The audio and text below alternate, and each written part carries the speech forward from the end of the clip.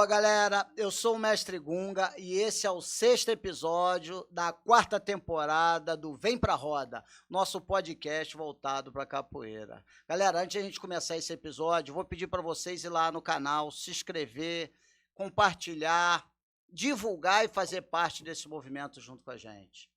Galera, nós vamos para Tocantins. O meu entrevistado de hoje, ele vem desenvolvendo um trabalho muito bacana com a capoeira. E ele escreveu um livro e hoje ele vai trazer muitas coisas pertinentes aí para a capoeira.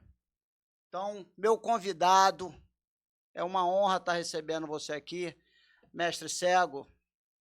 Obrigado, mestre, é honra toda minha. Muito obrigado pelo convite, pela oportunidade, por esse espaço, a gente poder estar falando sobre essa arte que nos move, né, a capoeira. Bacana, então vamos lá. Vem para a roda. Quem é o mestre Cego? Bom, mestre, eu me chamo Rafael Alves Vieira da Silva, sou natural de Santos, São Paulo.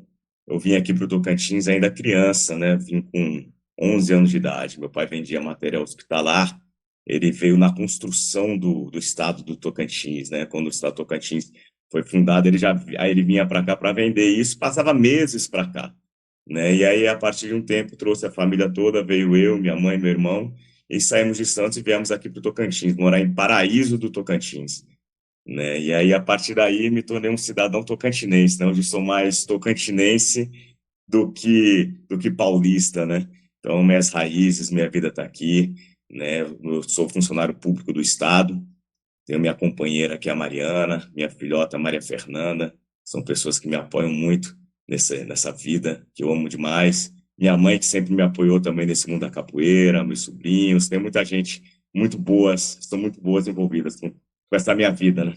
Bacana. Então fala pra gente, quando que a capoeira entrou na sua vida, quando tu começou e com quem? Perfeito. Quando a gente saiu de Santos e veio aqui para o Tocantins, eu não sabia o que era capoeira, eu não conhecia a capoeira. Né, o meu irmão mais velho, que é o mestre Azadelta, ele já conhecia, foi procurar capoeira em Santos. E aí, quando chegou no Tocantins, a gente chegou em Paraíso do Tocantins, aí ele foi atrás de capoeira para aprender. Né? Quem dava aulas lá em Paraíso é o hoje mestre Jeguim, né? Do grupo Terreiro Capoeira, aluno do mestre Esquisito, né? Ele foi aluno do mestre Índio aqui primeiro, e hoje ele é ligado direto ao mestre Esquisito, que é de Brasília, o grupo de Brasília, da Terreiro Capoeira. E aí eu fui seguir, nessa questão do irmão mais novo, foi seguir o irmão mais velho, né? Então eu tive esse meu primeiro contato com a capoeira com os meus 11 anos de idade, quando a gente chegou aqui no Tocantins, e aí vivi minha capoeira aqui nesse estado, né? Depois, no ano seguinte, a gente se mudou para Palmas, né? E é aqui onde eu resido até hoje. E aí, em Palmas, o mestre Jeguim, que dava em Paraíso, tinha um coordenador geral no estado, que é o mestre Índio, né? Que foi formado do mestre Esquisito. E aqui em Palmas eu comecei a treinar com um aluno do mestre Índio, chamado professor Tiesco, né? E aí depois ele viajou, saiu da cidade, e eu fiquei ligado direto ao mestre Índio, no grupo Terreiro Capoeira, aqui em Palmas. E aí a gente foi aprendendo capoeira, surgiu uma viagem para Brasília, eu com 17 anos de idade, lá eu conheci o mestre Pombo de Ouro, né? Fui fazer uma vivência de capoeira regional com o mestre Pombo de Ouro, e eu já gostava muito de pesquisar, de estudar capoeira, de ler. E aí, a partir daí, eu passei a ser um seguidor do mestre Pombo de Ouro, nesse mundo da capoeira regional. No ano seguinte, nós fomos para... Nós trouxemos ele aqui para Palmas, e depois o mestre Pombo nos levou para Salvador, né? E aí a gente foi participar do primeiro evento do mestre Tapuã, o Ginga Sem Limite, e aí em 2006. E aí, a partir daí, virei também soldado no mestre Tapuã, nessa jornada da capoeira, né? Então, eu tive a sorte, mestre, de encontrar grandes mestres nesse mundo da capoeira e que me abraçaram, né? Então, tanto os mestres daqui do estado do Tocantins, os pioneiros, né, tanto com o mestre Índio, que eu treinei durante uma década com ele aqui em Palmas, o mestre Esquisito, que foi uma grande referência, e a partir daí, diversos outros. Esse evento do mestre Tapon foi um divisor de águas na minha vida da capoeira.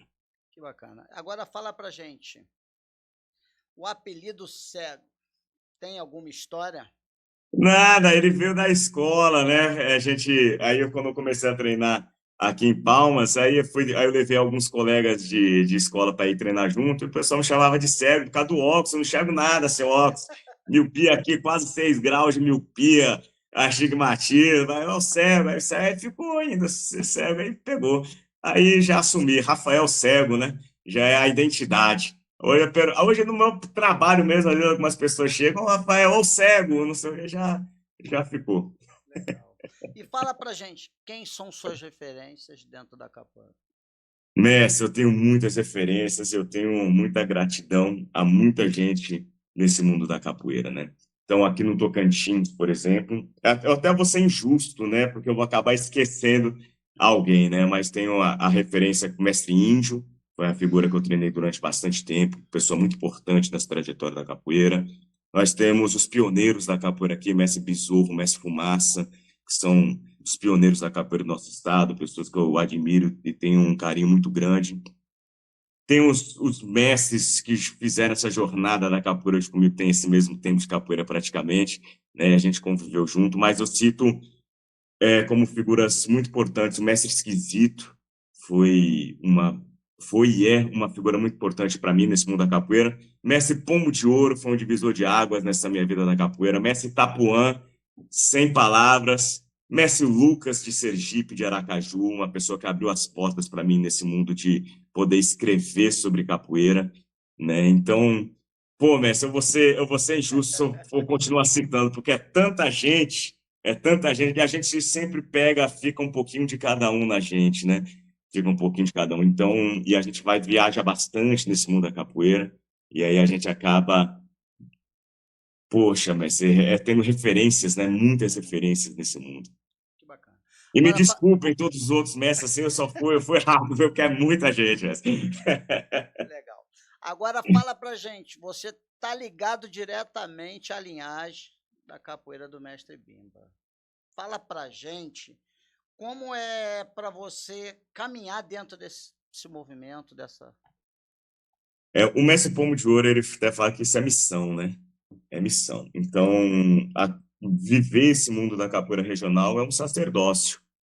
A gente tem que pesquisar, tem que estudar, né? Tem que se envolver muito aprofundadamente nesse mundo para a gente poder fazer ela, desenvolver respeitando os princípios, mantendo as tradições, fundamento, né? Tem toda uma questão histórica, legado musical, toque de berimbau, formação de roda, metodologia de ensino, né? Com a sequência, com a cintura, e a partir daí desenvolver as outras questões do aprendizado, da formação do aprendizado.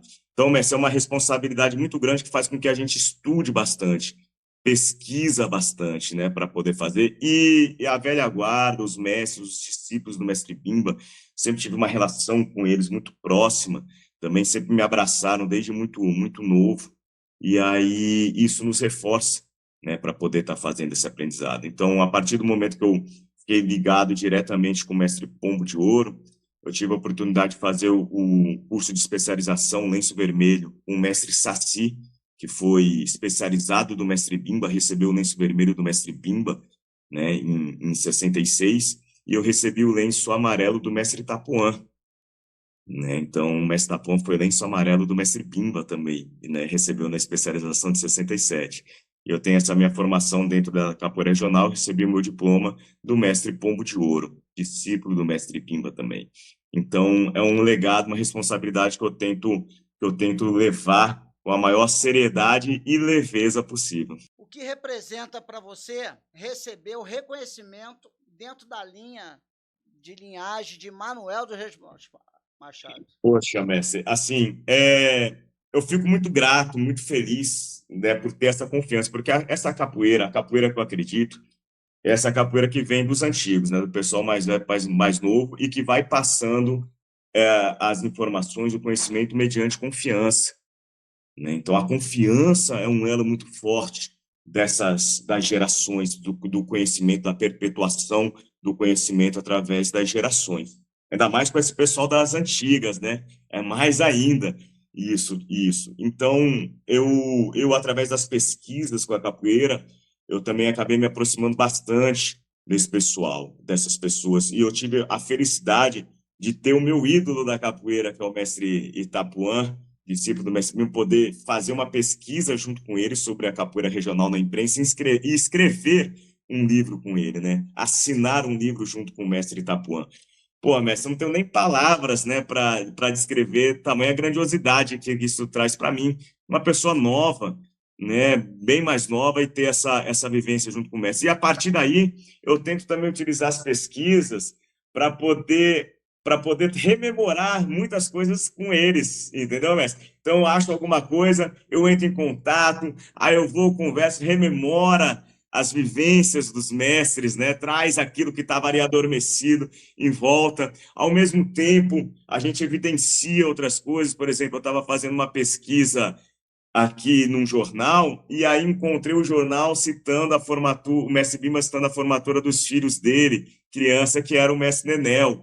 Peguei, enviei para o mestre Nenel o jornal, o mestre Nenel também super feliz com ter recebido esse material. Então, tudo isso faz com que a gente seja muito próximo, né? Tenha essa relação muito próxima com os mestres, o que me faz ter essas vivências, né, com eles. Tá. E como foi aprender capoeira com o mestre Pombo de Ouro? O mestre Pomo de Ouro, eu tive esse primeiro contato com o mestre Pomo de Ouro em 2004, em Brasília, através de uma aula com o mestre, né? E aí, a partir daí, a gente trouxe ele depois para Palma, já tinha vindo há um tempo atrás, e passamos a ter esse contato direto com ele. Então, tanto em ligações e quando a gente se encontrava em treinamentos. E a partir daí, o mestre foi guiando a gente, ó, vamos para Salvador, vou para Salvador, vamos comigo. Aí ia para Salvador, ia fazendo essas vivências. Então, ele foi muito direcionando esses caminhos da capoeira regional e abrindo essas portas, né, para a gente, né? No caso, era para mim e para o mestre Azadelta, né, que é meu irmão que formou junto, né, com o mestre Pombo de Ouro. E aí, detalhes técnicos dos golpes, das entradas, dos nuances. O mestre Pombo de Ouro também foi da equipe do lutador Valdemar Santana, né? Então, ele foi para Brasília por causa que ele fazia parte da equipe do Valdemar Santana, né? Então, quando o Valdemar Santana foi para Brasília.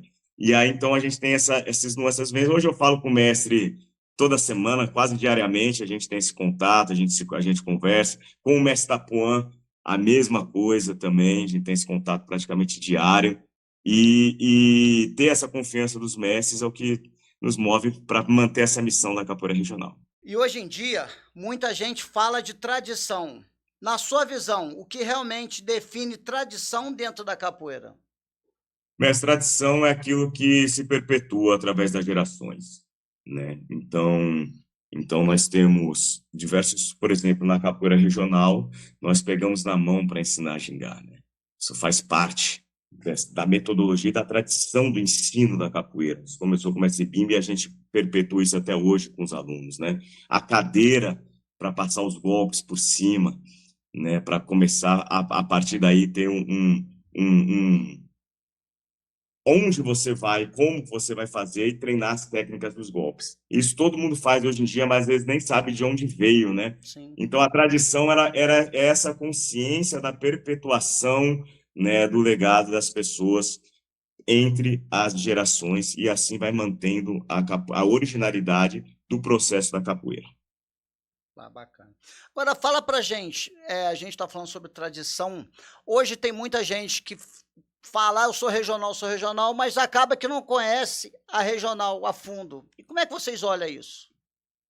Bom, mestre, é que o mestre Tapuã ele tem uma definição muito interessante que ele fala assim muito, essa é da linha da capoeira regional, né? Então você tem a linha da capoeira regional, você faz algumas movimentações, faz as coisas, mas principalmente o que rege a questão da capoeira regional é você seguir, respeitar os princípios, manter as tradições, os fundamentos, a metodologia da capoeira do mestre Bimba, né? Isso caracteriza. Então, o birimbau da capoeira regional, os pandeiros de couro, quadras, corridos, tudo isso caracteriza um processo da capoeira regional. Não é porque você faz armada, dá galopante, vingativo, isso e aquilo, que você é da capoeira regional. Você é capoeirista e pode ser da linha da capoeira regional, entendeu, mestre? Mas a perpetuação das tradições, do legado, dos princípios do mestre Bimba tem que ser preservado para se caracterizar, né, o capoeirista da capoeira regional que perpetua essa tradição, esse legado do mestre Bimba. Bacana. Agora eu estou vendo aqui, tu também é mestre em educação pela Universidade Federal de Tocantins. Como nasceu essa relação entre a capoeira e a academia? A capoeira me levou para a academia, né? A capoeira me levou para jogar nessa roda da academia. Eu estava pesquisando, eu sempre gostei de pesquisar, eu sou formado na área de TI.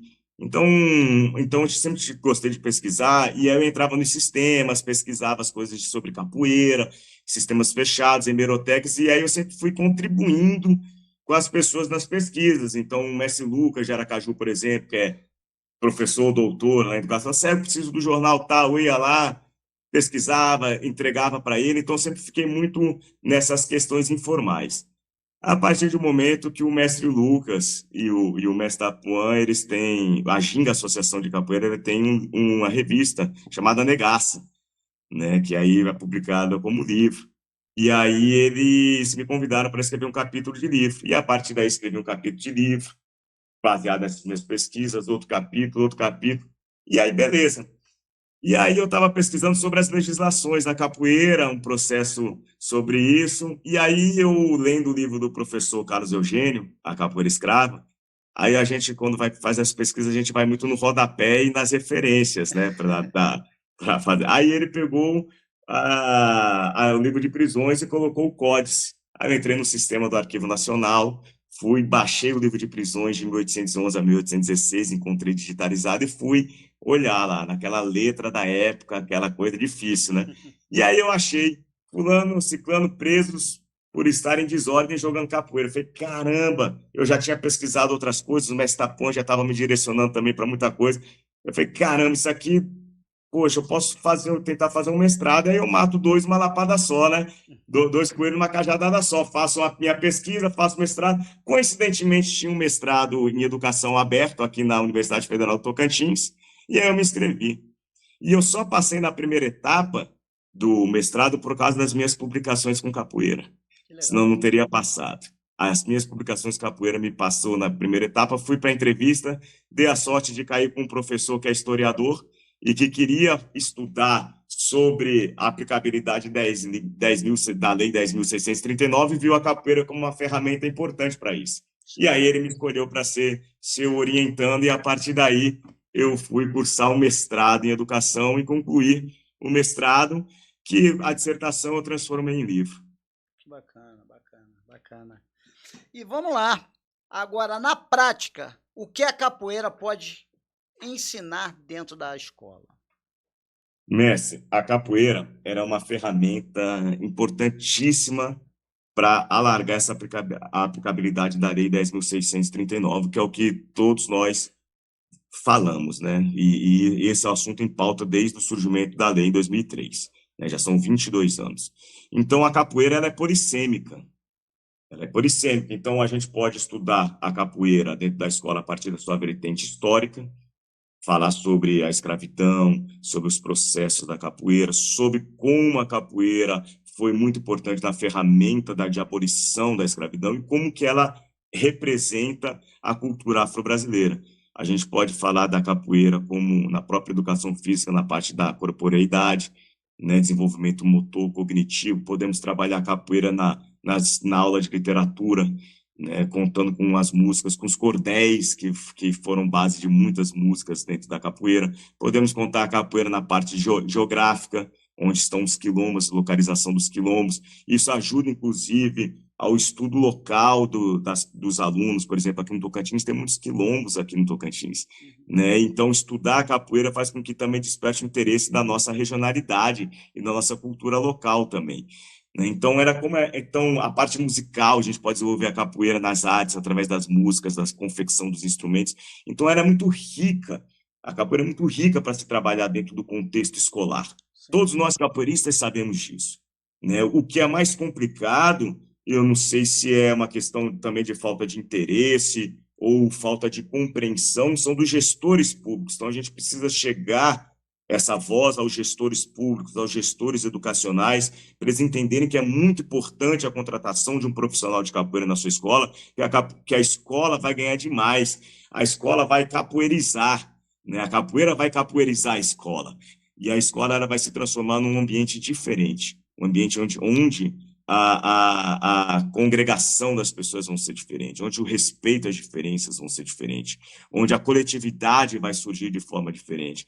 Porque na roda de capoeira a gente sabe que a gente não joga sozinho, a gente joga com o outro, nosso camarada, nosso companheiro. Para a gente jogar, precisa de alguém tocar, precisa de alguém cantar, precisa das pessoas baterem palma. É um instrumento totalmente coletivo. A capoeira, ela saiu da sua condição de perseguição até uma ferramenta educacional através da coletividade das pessoas que faziam parte da capoeira, né, e do destaque de algumas pessoas que elevaram essa coletividade. Então, é muito importante a gente levar essa voz para os gestores públicos, para eles entenderem a importância da capoeira no contexto escolar. Tá. E a Lei 11.645? Então, mestre, a Lei 11.645 ela entra complementando a Lei 10.639, né, do estudo da cultura e história afro-brasileira e indígena.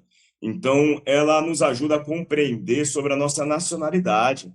A capoeira é reconhecida como desporto nacional, patrimônio cultural do Brasil, reconhecida como patrimônio cultural do Brasil. A roda de capoeira é patrimônio da humanidade. Então, essas leis, elas nos dão o arcabouço legal para que a gente consiga trazer para a escola o ensino de algo que é um patrimônio nosso. E a partir daí a gente vai desenvolver mais a nossa nacionalidade e o nosso sentimento de identidade. A identidade nossa é muito importante nesse sentimento de identidade para as crianças. Sim. E outra coisa, a gente vê que está tendo vários movimentos, nós mesmos estamos fazendo um movimento capoeira nas escolas, só que, na sua visão, o que é necessário para que realmente a gente consiga colocar a capoeira nas escolas? Messi, a criação de políticas públicas é necessária, é fundamental. Na minha pesquisa de mestrado, eu encontrei 113 legislações referentes à capoeira e educação. Essas legislações elas foram definidas no reconhecimento do caráter educacional e formativo da capoeira, a capoeira no currículo escolar, a capoeira como atividade extracurricular e como patrimônio cultural. Dessas 113 legislações foram definidas, divididas isso em diversos municípios. Então, temos leis municipais, leis estaduais e lei federal, né, que abrange todos esses contextos. Mas é importante nós cobrarmos, principalmente as cidades, os municípios que possuem essas legislações, cobrar os gestores públicos para que essas leis não se tornem a famosa lei para inglês ver, né, a gente trazer esse contexto histórico. Eu acredito que as secretarias de igualdade racial, elas são fundamentais para fazer o diálogo institucional no âmbito estadual e no âmbito municipal. Por que eu falo isso? Aqui em Palmas, nós estamos dialogando fortemente com a Secretaria de Igualdade Racial estadual e municipal. Nós vemos que, dentro do contexto das secretarias de educação, historicamente, é assim que funciona nas escolas, infelizmente, a cultura afro-brasileira, o que vem das massas populares, eles são vistos como um ensino de menor valor, né? E, em consequência, a cultura erudita, o saber eurocêntrico, ele se manifesta de uma forma majoritária nas escolas.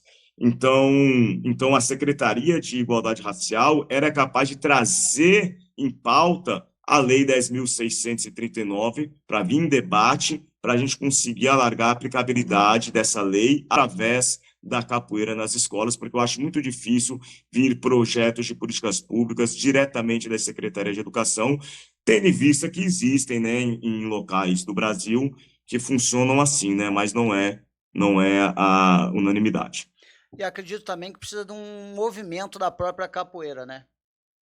É preciso. Aqui em Palmas nós fizemos um comitê da capoeira, então já foi feita reunião. Ano passado, através dessa pesquisa no mestrado, eu apresentei aqui para um grupo de vereadores do coletivo Somos, e eles apresentaram 2 leis, já foram aprovadas aqui ano passado, que reconhece o caráter educacional e formativo da capoeira no município e que cria o Programa Municipal de Capoeira. Existe uma terceira que tá transitando ainda na Câmara de Vereadores, que reconhece a capoeira como patrimônio cultural do município. Mas aí o que acontece? Agora estamos dialogando para que essas leis municipais que foram criadas elas façam parte de um projeto de políticas públicas para a inclusão da capoeira nas escolas. Eu tive, inclusive, com o secretário Eduardo Azevedo essa semana, e ele me informou que ele já está fazendo esse projeto piloto de política pública para 6 escolas do Tocantins, né, para que seja contratado profissionais de capoeira, né, dentro desses ensinos. A partir daí, a gente expandir para mais escolas e para mais capoeiristas. Então, acredito que a gente precisa forçar mesmo, a gente precisa conversar, a gente precisa ir lá onde estão essas pessoas com a caneta na mão.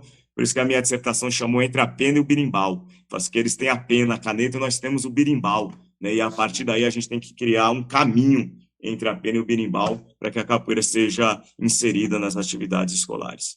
Tá. E você acredita que a capoeira ainda é pouca valorizada dentro da educação formal? Dentro da educação formal, sim, eu acredito. Eu acredito que embora através do tempo tenham tido avanços, mas ainda existe um conceito ainda enraizado, né, de não valorização, não só da capoeira, mas da cultura popular como um todo, né, vista às vezes de uma forma exótica ou vista somente em datas festivas, não como algo que para ficar perene, constante ali na escola para ser trabalhada e ensinada para as crianças. Então, acredito que ainda existe muita barreira para ser quebrada. Legal. E agora também é uma coisa que realmente a gente precisa ter muito cuidado também com a capacitação também dos professores de capoeira dentro da escola, porque dar aula para criança é totalmente diferente.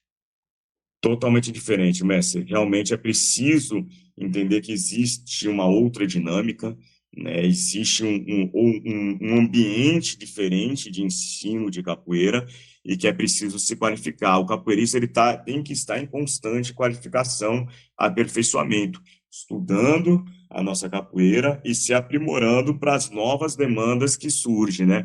As novas demandas que emergem dentro da sociedade e novos espaços e caminhos que a capoeira vai adentrando. Então, é preciso nós estarmos preparados, né?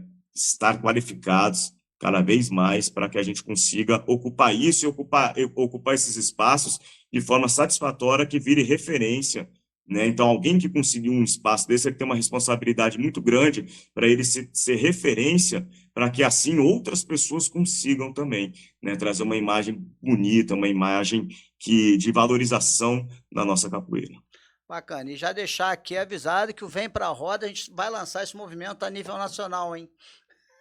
Maravilha, mestre. É preciso unir forças nos espaços onde já existem trabalhos de sucesso, onde já existe isso, trazer para quem ainda não tem isso, e nesse diálogo oportunizar, abrir a mente, a entender outros caminhos que possam ser percorridos para que cada local, dentro das suas condições, né, crie as suas adaptações necessárias para inserir a capoeira dentro do contexto educacional. Não que ela, no seu contexto não formal, não seja importante, muito pelo contrário, mas é importante ela se manter tanto no ambiente não formal, mas é muito importante a gente também ocupar esse espaço da educação formal, Sim, principalmente no quesito da qualificação e da profissionalização dos capoeiristas, para eles serem bem remunerados pela arte, pela importância que eles têm na cultura brasileira.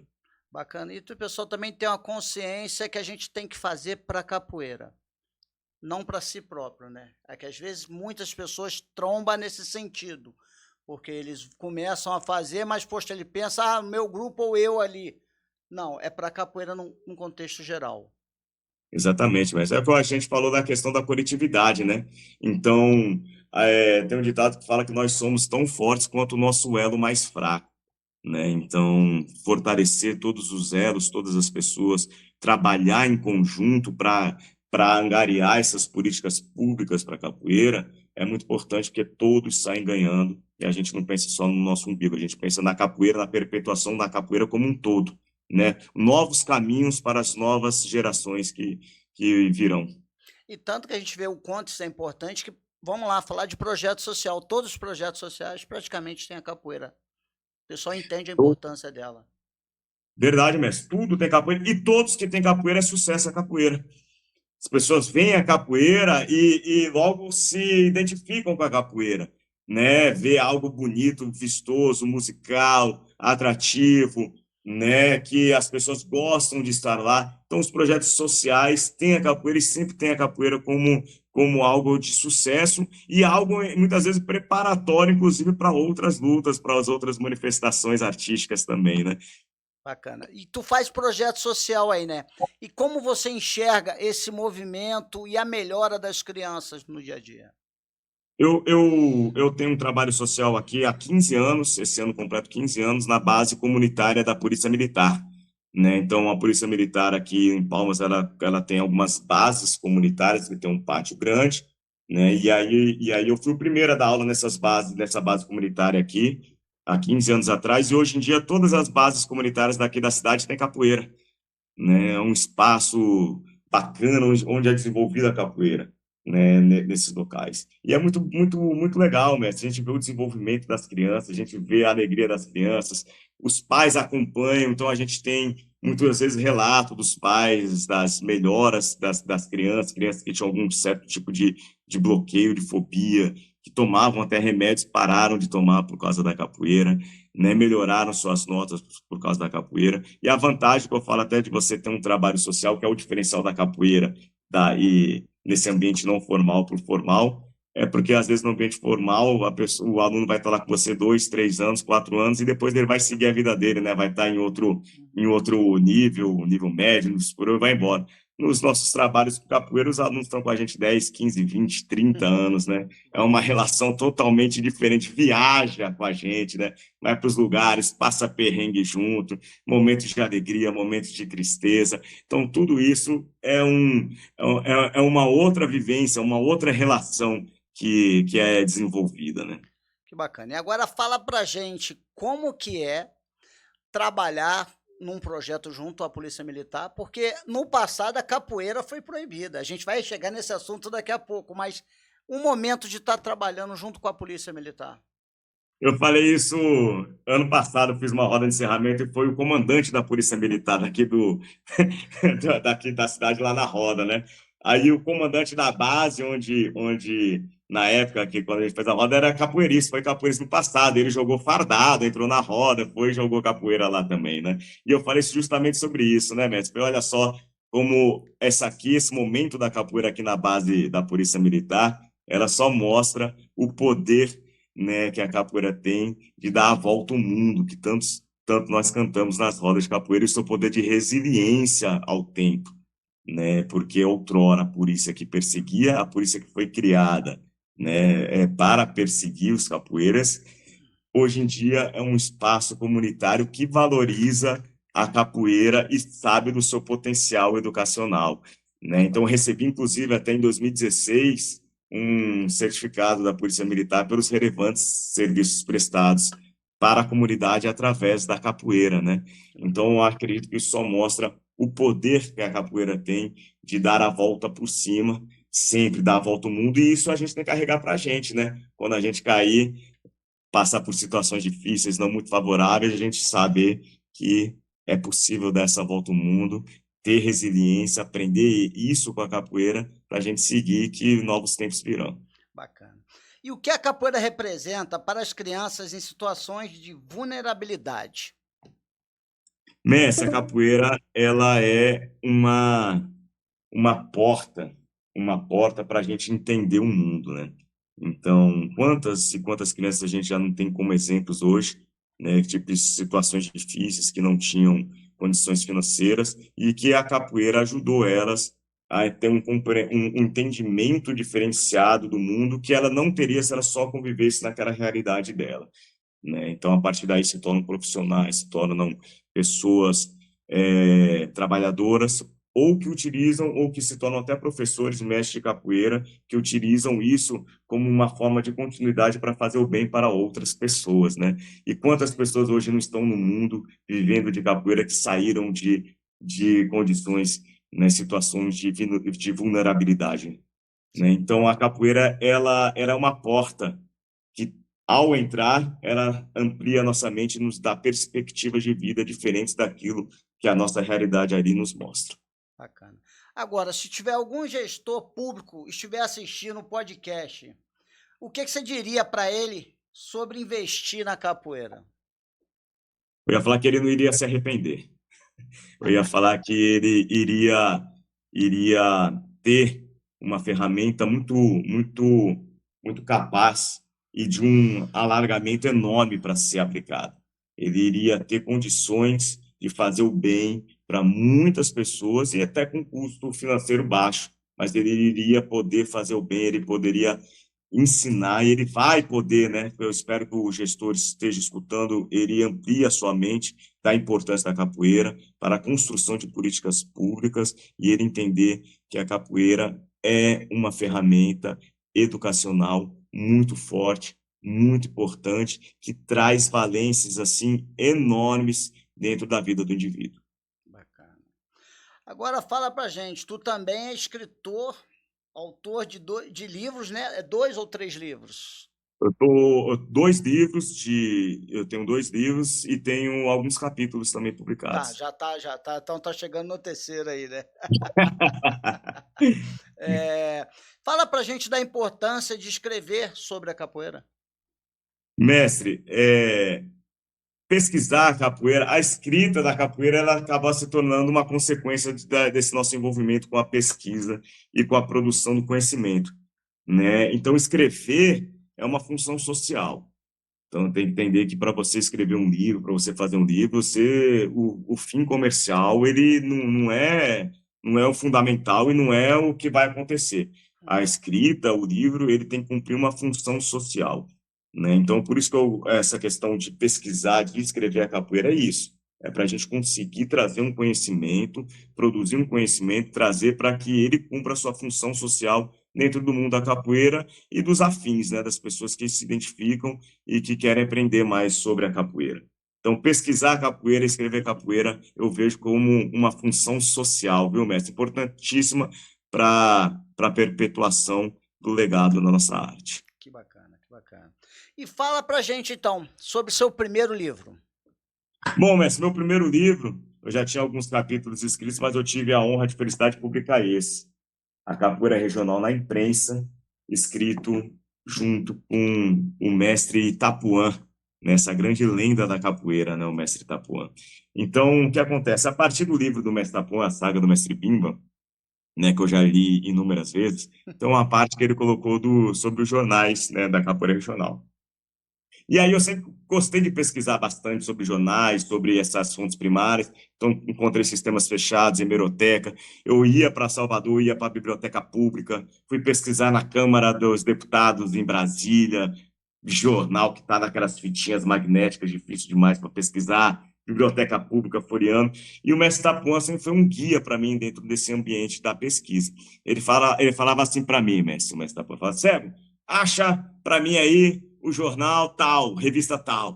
Aí e aí eu ia lá, pesquisava, demorava às vezes meses, até anos para achar, aí eu achava. Ó, mestre, achei o jornal, tá aqui. Ele, não, eu tenho ele aqui, eu só queria que você soubesse que ele existia. Então foi assim que eu fui sendo instigado pelo mestre Tapuã para poder estar pesquisando a capoeira cada vez mais, e isso fui me aprofundando e foi me moldando, né? Então eu tive essa honra de escrever esse livro com o mestre Tapuã, onde nós catalogamos 565 registros históricos sobre a capoeira regional.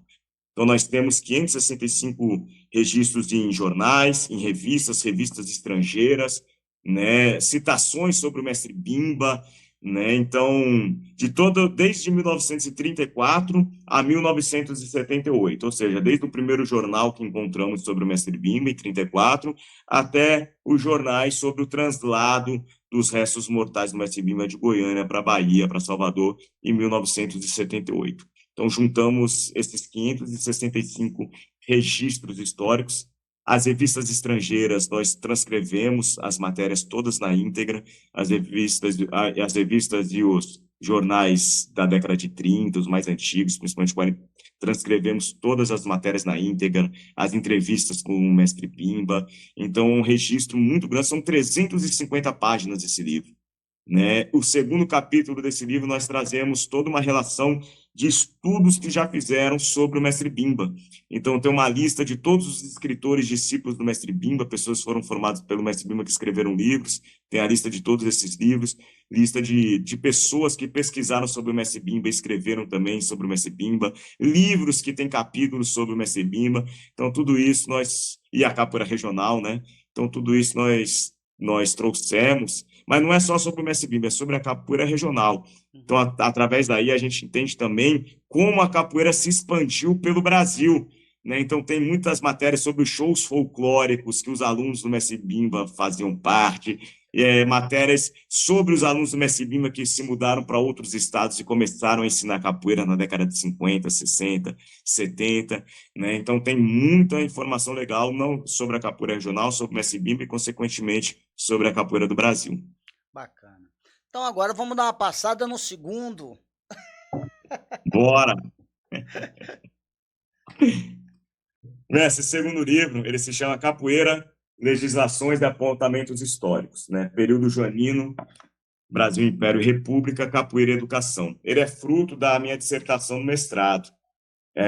Depois que eu defendi o mestrado, fiz a defesa da dissertação, eu continuei pesquisando e aí eu ampliei essa pesquisa e a partir daí foi lançado esse livro. Eu tive a honra de lançá-lo ano passado, inclusive no Zumbimba, lá no Mestre Camisa, e estar assistindo e poder falar sobre o livro, assistindo lá o professor doutor Carlos Eugênio, né? O professor doutor Carlos Eugênio Líbano Soares, grande referência do mundo da capoeira e um dos principais causadores para poder pesquisar e escrever esse livro através dos livros dele, né? Então, fiquei muito feliz de ter esse contato com um professor, né, que gostou do trabalho e a gente vem se falando, inclusive, para alargar essas pesquisas. Então, esse livro, mestre, na primeira parte, eu trago tudo o que eu encontrei sobre as legislações que envolvem a capoeira, né, desde 1808, da chegada da família real. Então, são diversas legislações, né, normas do Ministério da Guerra e tudo mais que envolve os capoeiras, os açoites. Trago jornais, então eu transcrevo matérias dos jornais para a gente ter um contexto histórico sobre isso. Trago matéria sobre texto escrito, inclusive, do intendente-geral de polícia da época, né, Paulo Fernandes Viana. Tem texto escrito por ele, trago na íntegra também aqui no livro. Então, a gente faz toda essa construção da história da capoeira através dessas leis, e eu trago todas as leis na íntegra, né, para o leitor poder ter acesso a elas e entender tudo que estava escrito, né, nesse corpo de leis, dos 300 açoites, 100 açoites, prisão no dique, mais 100 açoites, prisão em calabouço. Então, tem todas essas legislações aqui no livro. Essa é a primeira parte do livro. No segundo capítulo, eu já foco mais sobre a capoeira educação, mas eu começo fazendo uma construção histórica do final da monarquia, através dos escritores que começaram a escrever sobre capoeira, até a capoeira no meio acadêmico. Então, faço toda essa linha histórica, também trazendo legislações nesse meio, por exemplo, a lei de criação do curso de Educação Física do Exército de 1941, que tinha a matéria na lei ataque e defesa, jiu-jitsu, catch, boxe e capoeira. Isso em 1941, né? Então, a gente traz todas essas legislações, as leis dos indultos dos capoeiras na década de 30, que as pessoas confundem como se tivesse a capoeira sido liberada, mas não foi, ela só foi liberada através do Código Penal, né, do início da década de 40, começou a vigorar em 1º de janeiro de 42, e aí a gente faz todo esse aparato histórico, até chegar no Capoeira Educação e dessas 113 legislações que eu citei para o senhor. No final, eu trago um apêndice do livro, que é uma linha do tempo com todas essas leis, que são 70 ao todo, são 70 marcos legais de 1808 até a última, que foi de 2024, com a revalidação do título de Patrimônio Cultural do Brasil. Aí a gente tem comprovado que a capoeira é resistência, né? Aí a gente tem comprovado tanto que a capoeira é resistência e o tanto que ela é importante para a gente, inclusive, entender a capoeira como uma forma de educação antirracista também nas escolas. Por exemplo, eu cito aqui uma legislação de 1824, mestre, que ela fala que ela é que ela declara o seguinte: tem a prisão dos tiques, dos negros dos tiques, e tem jornais e tem as normas da polícia nesse ano, que é contra o ajuntamento dos negros capoeiras, né? Em 1825, saiu uma norma da polícia militar da época, né, da Intendência Geral de Polícia, que aí ele fez um edital que dava algumas providências, que era que todo negro parado era considerado suspeito, né? E aí ele traz um outro jornal que fala principalmente, focar principalmente os negros capoeiras.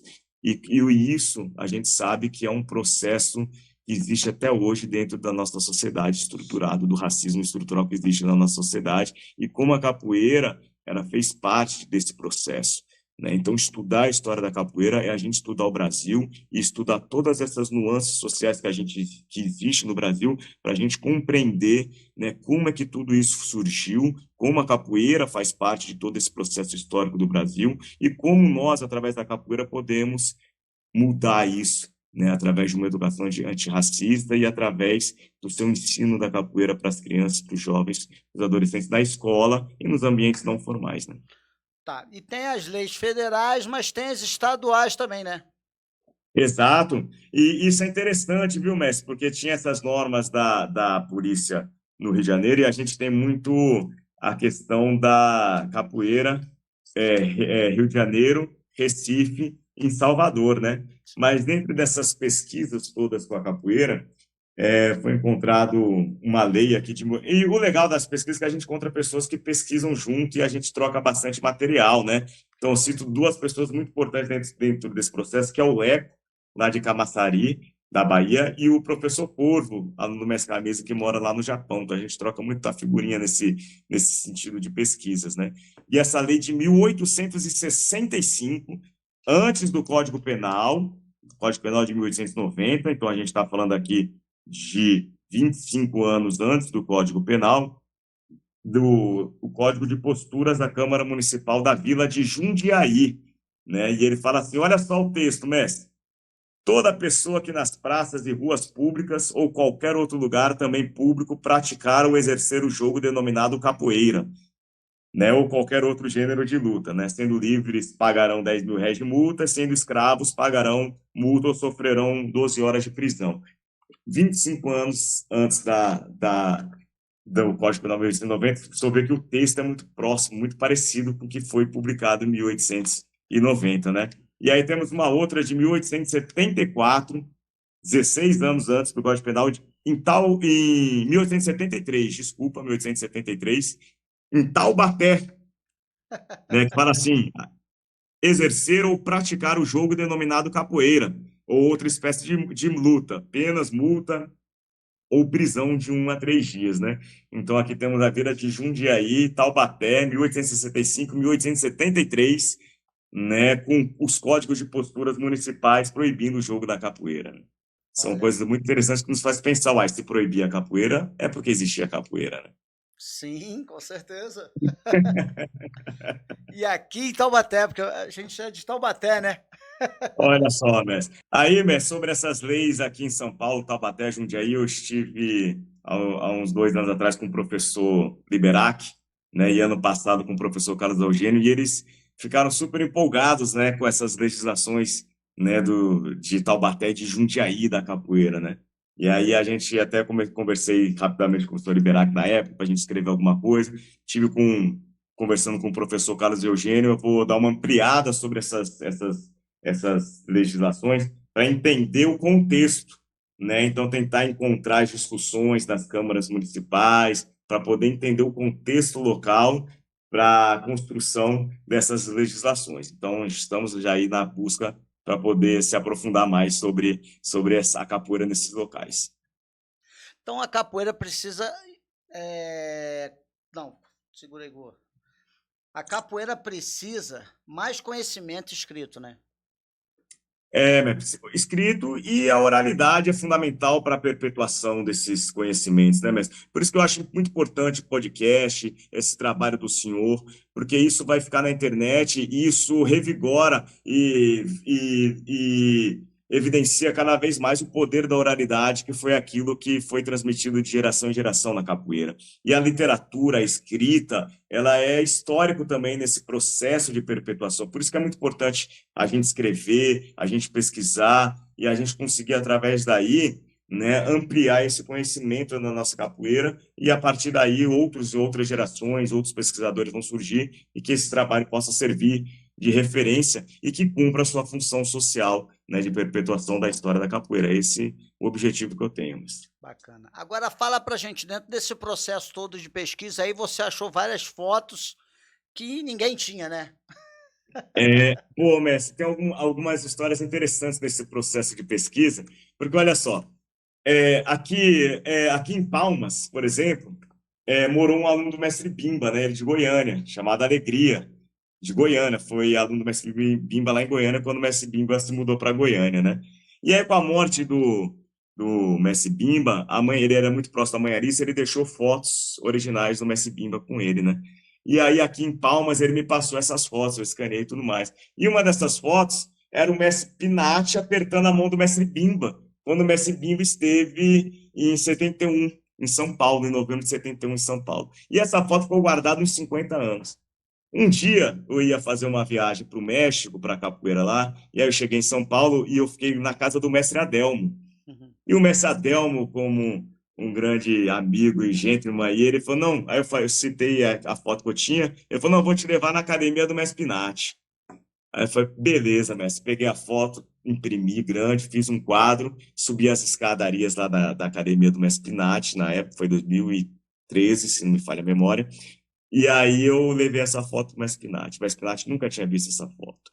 E aí ficou feliz pra caramba, se emocionou, contou a história e tudo mais. Então, essa parte da pesquisa, mestre, que eu falei para o senhor da questão da velha guarda, do pessoal mais antigo, é a gente rememorar essas memórias, trazer para eles a sua importância e o tanto que eles viveram da capoeira. E aí, a partir daí, eu estive no Mestre Camisa também, em 2017, e aí o Mestre Camisa me falou da foto dele com o Mestre Bimba, e me narrou a foto inteira. Ele sentado no banco, o Mestre Bimba em pé, jogando sisal, que é filho do Mestre Vermelho 27, e Durinho, né? E a fotógrafa olhando para a parede. E o mestre Camilo falou dessa foto, será que você acha aí e tal, você gosta de pesquisar? Eu falei, tá bom, mestre, vou procurar. E aí, mestre, não achava foto, passei a missão para outras pessoas também, ninguém achava foto, ninguém achava foto. 2022, 5 anos depois, você vai ver que o processo de pesquisa é demorado, não é fácil, não. Aí, em 2022, a gente foi para um evento em Salvador, no Berimbau de Ouro. Saí de carro de Palmas para Salvador, chegamos em Salvador, passamos a noite na estrada, chegamos em Salvador, nem dormimos, fomos para a roda do Messi Bamba, lá na antiga academia do Messi Bimba. E aí, mais de 30 horas acordado, fomos para a roda, e depois da roda, aí eu fui olhar a parede do Messi Bamba e os quadros. A primeira foto que eu vejo, a foto que o Messi Camisa me narrou esses 5 anos. Aí eu, putz, achei a foto.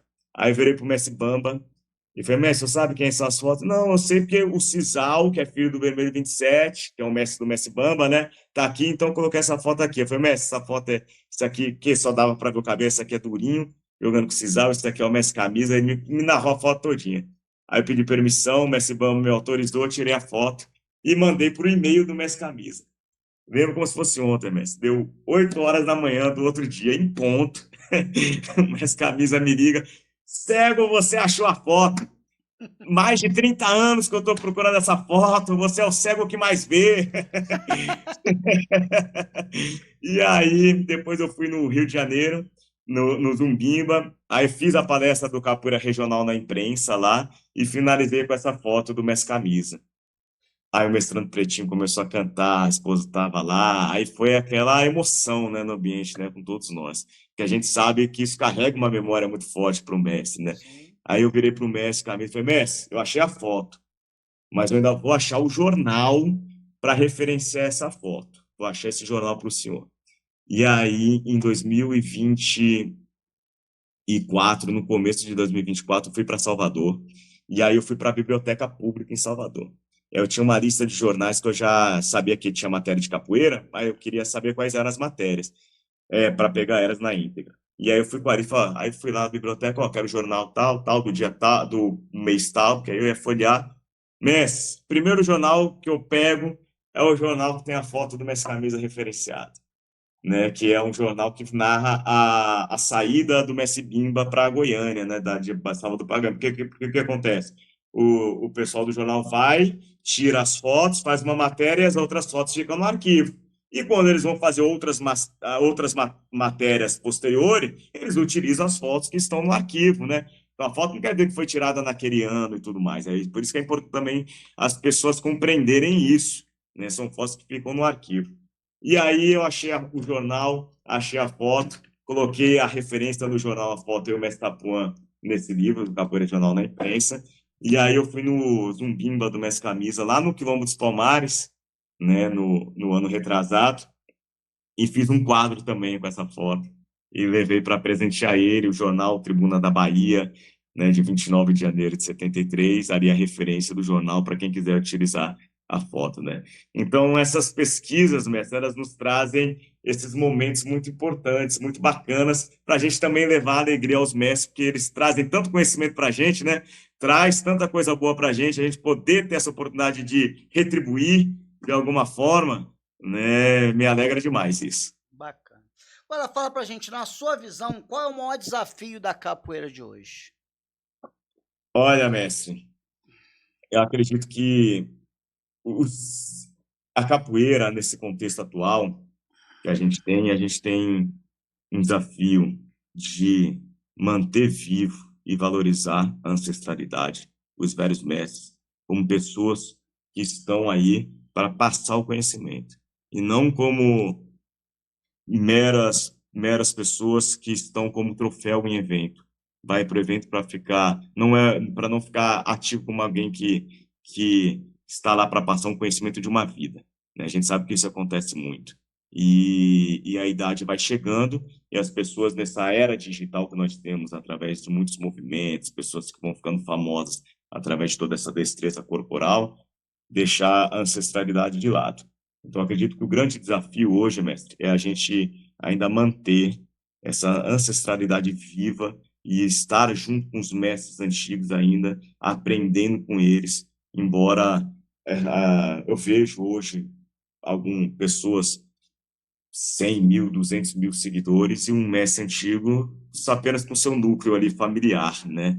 Então, essa valorização dos mestres antigos, eu acredito que é um desafio dessa nossa contemporaneidade na era digital. A gente precisa estar junto com os mestres que fizeram e fazem a capoeira chegar até a gente. Tá, e na sua visão, o que é ser um mestre de capoeira? Pô, mestre, eu sou um mestre novo, né? Fui formado recentemente, reconhecido recentemente, né? E eu acredito que estar sempre aprendendo, né? Estar sempre aprendendo para você conseguir passar, né, para os alunos, para as pessoas das novas gerações, um conhecimento que seja perene, né? Um conhecimento que seja perpetuado para as próximas gerações, né? Então, acredito que o mestre é isso. Ele vai estar sempre se posicionando como alguém que está aprendendo sempre. Por isso que eu gosto muito de estar junto com a velha guarda, com os mestres antigos, porque ali eu sempre serei, sempre vou ser aluno, né? Então, a gente manter essa essência de ser aluno, de estar sempre aprendendo, valorizando a ancestralidade, é o que nos move, né? E ser um mestre é ser essa missão, ter essa missão de pegar esse saber que foi passado para a gente e transmitir para a próxima geração, para quem está junto com você. Bacana. Tem algum conselho que seu mestre lhe deu que você usa ele, que você possa deixar para a nova geração? Eu vou parafrasear, mestre, duas frases aqui, uma do mestre Pomo de Ouro. Ele fala assim: um grande mestre é o tempo, a grande roda é a vida, e quem não ginga na roda da vida, dança. Mantendo isso, eu parafraseio o mestre Itapuã, que ele fala que na vida, como na capoeira, é necessário gingar sempre. Então, mestre, eu levo essas frases comigo como um aprendizado. E para sempre estar gingando em todos os ambientes que estiver presente, seja no trabalho, seja no estudo, seja no ambiente familiar, né, seja onde for, né, a ginga é fundamental estarmos sempre gingando para poder sair das situações, levantar, continuar. É isso que eu aprendi com esses velhos mestres. E o que a capoeira representa na sua vida? Mestre, eu coloquei o nome da minha instituição como Instituto Inspire Capoeira, porque eu vejo a capoeira como esse universo de inspiração, né? Eu acredito que a inspiração, aquilo que lhe inspira, é aquilo que faz com que você mantenha vivo, né? Você vai manter vivo aquilo que vai lhe inspirar. Então, eu uso essa analogia porque eu acredito que a capoeira é isso. A capoeira é essa inspiração, seja no que for, né? Para você utilizar da forma que for, em qualquer ambiente que você estiver. Além disso, ela também é o ar que você inspira, né? Sem ele você não vai conseguir viver. Então a capoeira para mim é isso, é o ar que eu respiro e era a minha inspiração para viver. Bacana. Tem alguma coisa que tu não realizou ainda na capoeira que você queira realizar? Mestre, tem tanta estrada ainda para percorrer, tanta estrada ainda para percorrer, vão ter muitas coisas ainda que com certeza eu vou querer realizar. Mas a curto prazo agora estou focado em também escrever um novo livro para a gente trazer outros assuntos históricos da capoeira, evidenciar eles, né, para quem quiser buscar essas questões históricas. Mas eu acredito que uma coisa que o mestre Tapon me falou, que ele falou assim para mim, você busca fazer uma capoeira total, ou seja, você está sempre se aprimorando em todas as áreas que você puder da capoeira, seja tocando, seja cantando, seja jogando, seja estudando, seja viajando, né? Então, tudo que envolve a capoeira tentar fazer o máximo e o melhor possível, né? Então, sempre busco estar me aprimorando sempre em cada aspecto que eu vivo dentro da capoeira. Bacana. Agora fala pra gente qual a sua maior realização dentro da capoeira e o seu momento mais difícil dentro da capoeira. Mestre, assim, o lançamento desses livros, principalmente o livro aqui junto com o Mestre Tapão, foi um marco para mim, né? Porque, né, ter essa generosidade de um mestre, da figura que ele é, do tempo de capoeira que ele tem, e me oportunizar a escrever esse livro, para mim foi algo muito, muito valioso e muito importante, né? Então, eu tenho isso como um marco histórico para mim, mas ainda tenho muitas coisas assim bacanas. Agora, esse final desse mês, vou estar formando o Lenço Azul, 2 alunos meus que estão comigo há mais de 10 anos, vão ser meus primeiros Lenço Azul, né, dentro dessa linhagem que a gente tem de ensino da capoeira regional, né? A capoeira, ela me deu a minha companheira, conheci a Mariana, a minha dentro da capoeira, com a minha filhota Maria Fernanda, dentro desse universo da capoeira, né? Então, eu acredito que essas coisas são algumas coisas bonitas e positivas que eu tenho comigo dentro da capoeira, né? Agora, o senhor falou de uma coisa ruim. Momentos de dificuldade. Bom, recentemente eu tive um momento de dificuldade, porque quando a gente saiu do criamos uma escola de capoeira regional, eu, o Mestre Zadelta, Mestre Buda, algumas outras, e os nossos alunos, um ensino de capoeira, e aí em 2024, final de 2024, resolvi separar para seguir o meu caminho dentro daquilo que eu acredito, dentro da proposta da capoeira e das relações com as pessoas, né? Então, realmente, esse também não foi um momento de ruptura, né, e para a continuidade da capoeira, que não foi um momento fácil, mas é um momento que a gente, na vida como na capoeira, é necessário gingar sempre, como diria o mestre Tapon, então é um momento que a gente vem xingando e continua na roda da vida. Bacana. Então, deixa uma mensagem para a capoeira. Mestre, eu espero que a capoeira seja cada vez mais valorizada, cada vez mais bem vista, né? Que todos nós capoeiristas estejamos aptos, né, a levar a capoeira a todos os ambientes e falar todas as linguagens que seja necessária, né? Capoeira, como uma arte polissêmica, ela adentra em todos os ambientes. Então, eu espero que a capoeira daqui a alguns anos seja mais fácil para os capoeiristas serem esses profissionais que sejam bem remunerados, utilizando sua arte, e que a gente consiga cada vez mais também manter a ancestralidade viva, manter os velhos mestres, os mestres antigos, junto com a gente, o máximo de tempo possível, né?